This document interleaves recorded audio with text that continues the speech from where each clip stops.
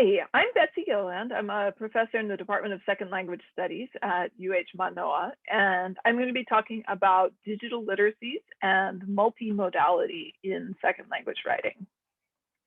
But before I start talking, I want you to actually pause the video and take a couple of minutes to make a list for yourself. You don't have to write complete sentences. You could make bullet points, but think about what have you written in the last week? And what tools or platforms did you use, and who were you writing for? So keep in mind that writing isn't just formal essays you do for school, but also texts that you send to your friends and grocery lists and all kinds of things. So pause the video for a moment and make a list, and we will come back to this later in this talk. Okay, so welcome back. And the first thing we need when we are talking about digital literacies is to define them. And what's important is to think about how they are present in our lives. So that's why I have three verbs here: using, creating, and sharing information via communication technologies. Note that literacies here is plural because there's no single way of engaging with text.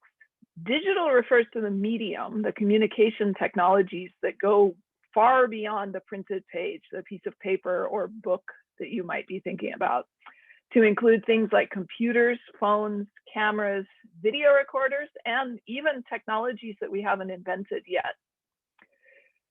Thinking about digital literacies also pushes us to focus not on the product, those texts that you might think of as what writing is, but also how the process, how we do digital literacies.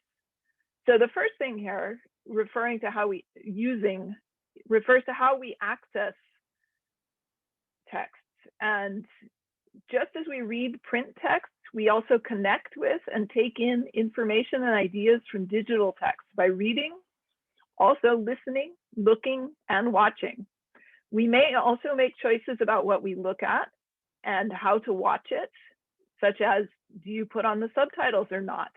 Do you watch the video at regular speed, or do you slow it down, or do you speed it up? And also, where do you go next? If you think about a hypertext, some kind of a web page, there's a lot of options on where to click, what to read, in what order on the page. So it's not quite as linear as when you're looking at text that's printed in a book. We also need to critically evaluate the text in order to understand who created them and what the creator's purposes were, what they want us to get out of the text, and various other things like that. Then creating is equivalent to writing a print text, but with a digital text, we also have to think about what forms of media to use: words, pictures, videos, and how to lay those out on the page. This process is often referred to as designing rather than writing or composing.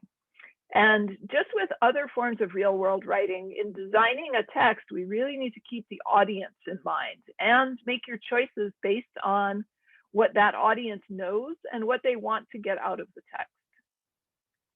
Finally, digital literacies, just like real-world writing, should be shared beyond just you and your teacher. But even more than written text, digital text can be shared on the web or via various apps, and they allow creators to carry out an ongoing interaction with their audience, such as blog comments or reactions to posts on social media. So it's a bit more interactive than a traditional written text. So thinking about where digital literacies fit in second language writing, it's important to think about this from a pedagogical perspective and think about what it means for multilingual writers. So really thinking about, how do we define writing? Writing, and the big difference here is that it's not just the words on a page, but it's also multimodal representation on a screen. So there are words, but they're also used strategically by the person designing the text based on what they can contribute. So sometimes words are the best way to convey an idea, but sometimes pictures are, Sometimes video is, sometimes the sound file is. Sometimes you choose colors to make your points. And these should all be used strategically instead of just words.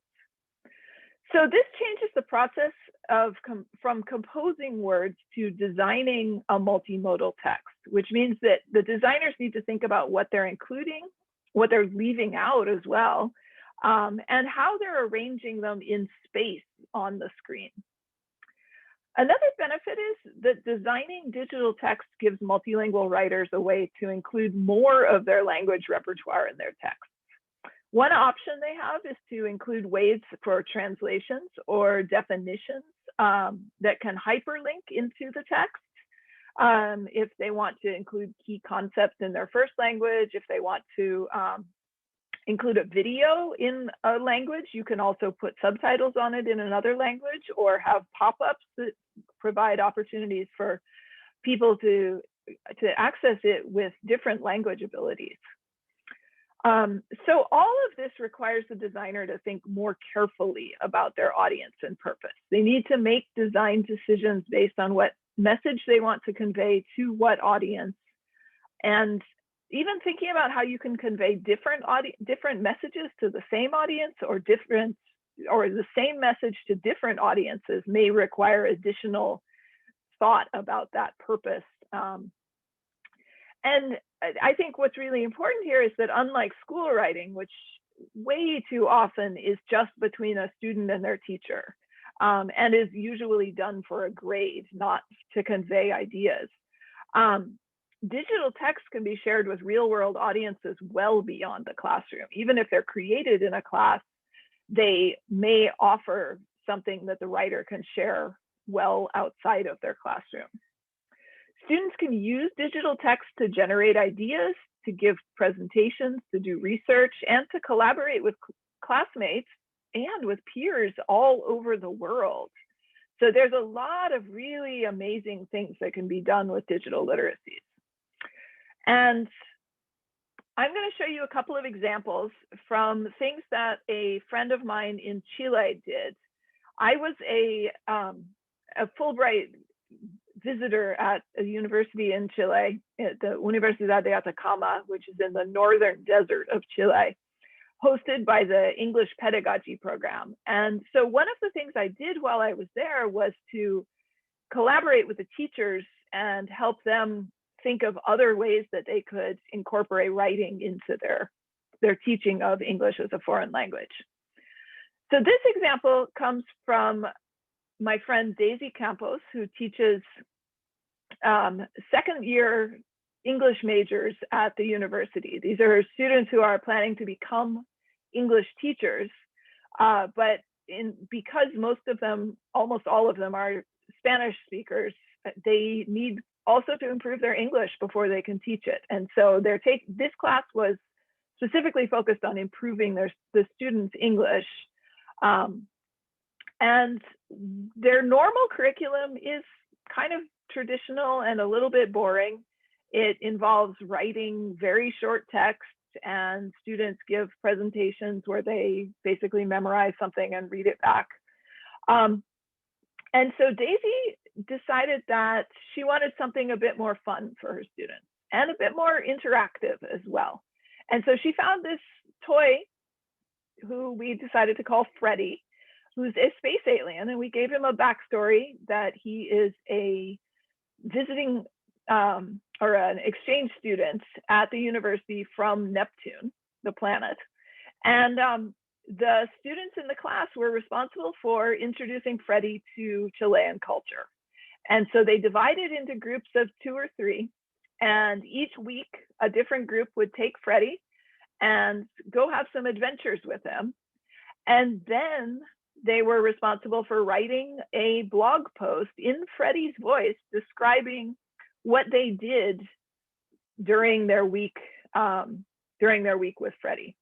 And one of the challenges for them was that they also had to pose some sort of a question or describe a dilemma that Freddie was having, so that then in the comments, their classmates could write responses that would give Freddie advice on how to deal with his problem. And we didn't know how it was going to go, but we were very pleasantly surprised because the students just took it and they ran with it. So one of the things that we found really interesting was that the students didn't seem particularly embarrassed. We weren't sure how college students would feel taking a stuffed toy around town. And as you can see here, this is Freddie in somebody's house, and he's wearing a little cape and he has little fangs, vampire fangs, which is something the students did to him for Halloween. And they wrote their posts. The posts were much longer in terms of word count than anything that they would be required to do during their normal class. And we also found, in terms of the digital literacies part of this, that the students really were creative and they thought carefully about how to design these posts so that the photos would interact with the text. And then in the comments, we also saw that the students were really paying attention not only to the posts that they were responding to, but also thinking about other things that had been written, other conversations that they had had. So here you can see at the end of the comments, the students say, be careful, it could cause you a stomach ache again, and we don't want that. And that's something that is referencing an earlier post where Freddie had written about having a stomach ache and wanting some remedies for it. Another thing that we found with the blog post was that it really enabled students to go far beyond what they would normally write about.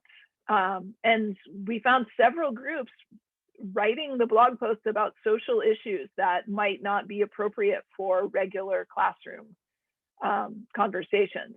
So in this one, the students introduced Freddie to the dogs that live on campus, which is an issue. In Chile, there are a lot of stray dogs that live around town. And on the university campus, there are groups that live near different departments, buildings. And so the students here are writing from a perspective of really arguing for humane treatment of these campus dogs. People in the city don't necessarily always treat them well. We also saw blog posts where they were writing about the problems with the mining industry, which is a big issue in the city. Another fun part about this was that the students were really bringing humor into it.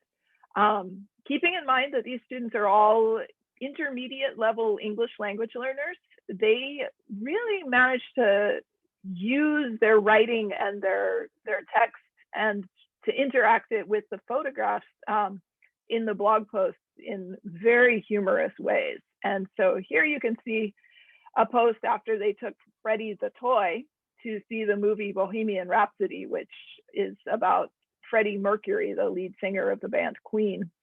And you can also see that Freddie they put a mustache on Freddie the toy so that he would look like Freddie Mercury, the musician. And as you can see from this post, he talks in a humorous way about the content of the movie as well. So these blogs we found were just incredibly valuable digital texts for students to be creative, to be socially aware, to really draw interactively on other texts, on popular culture, and to practice writing in a voice that was not their own, which allowed them to potentially say some things that they might not have said otherwise. Then in 2020, Chile, like the rest of the world, had to go entirely online for teaching. And so Daisy couldn't replicate the blog activity because students weren't allowed out of their houses. But she decided instead to integrate infographics as part of her teaching for the second year English course. And this was a way of allowing students to really use imagery in designing something that would tell a story in a way that added quite a bit to the oral narrative. So what she did was she chose this photo of the crashed car. You can see it in each one of these posts. But she told the students that it could be at any stage of this, this problem solution narrative. And so the students used their imaginations and used their design skills and created an infographic and drafted a script of the story. So their writing was to prepare them then for orally telling the story using Flipgrid, which is a platform where you can record videos and then add, other people can watch the videos and add comments. And we found that this also, like the blog posts, really gave students a chance to engage in creative and often socially critical ways of using their language skills that, again, was so much richer and much longer and more detailed than they would have done with just writing it as a paragraph.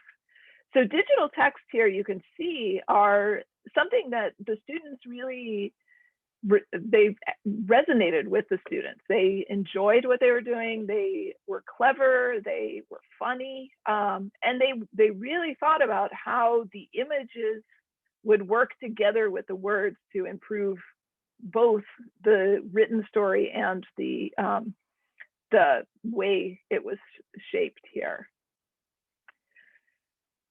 So then, as I wrap this up, I want you to think a little bit about, what does this mean for teaching? So pause the video again and look back at that list you made and think about, where did the writing that you did in this last week draw on digital literacies or multimodal design or both? And how did you make use of those? And then also think, where do you think you could integrate digital literacies and multimodality into the teaching of writing? So pause the video for a little bit, look back at your list, do a bit of reflection here, and then when you're ready, start the video again. Okay, welcome back. And as I conclude this, I just want to give you a few pointers, things that I think are really important when teaching with digital literacies. Some of it also definitely depends on the age and the language proficiency of learners.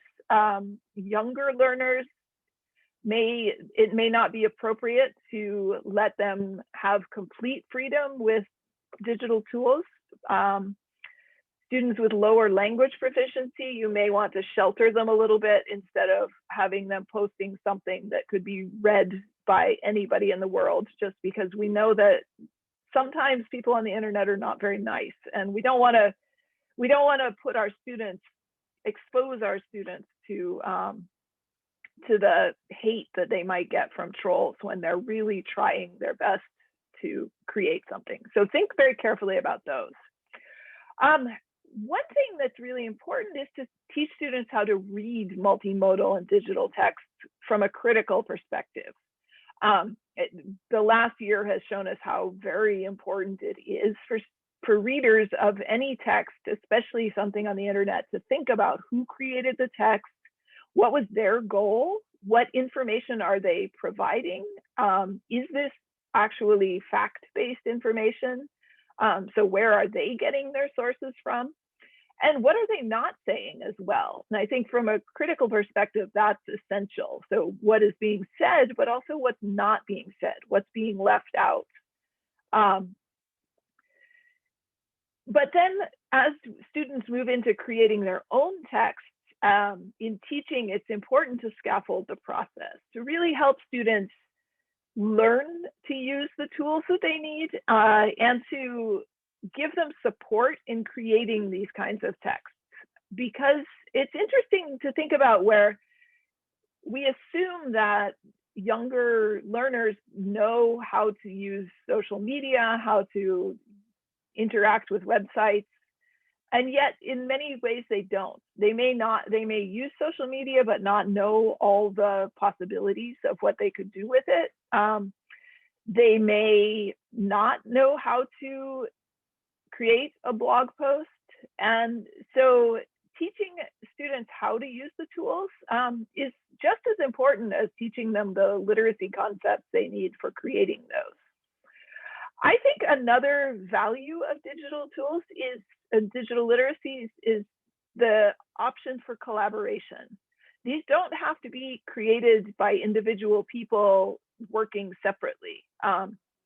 Digital tools are amazing ways to incorporate collaboration in the classroom and to let students work together to make something that's more spectacular than any one student could do on their own. And then finally, as I said at the beginning of this slide, think really carefully about how public to make students' digital projects, because while there is the possibility of just putting them on the web and allowing anybody to find them, you may want to shelter students to some extent. Most blog platforms and websites will allow password protection, or like with Google Docs, where you can make it only people with the link are allowed to see it. It won't show up in a search.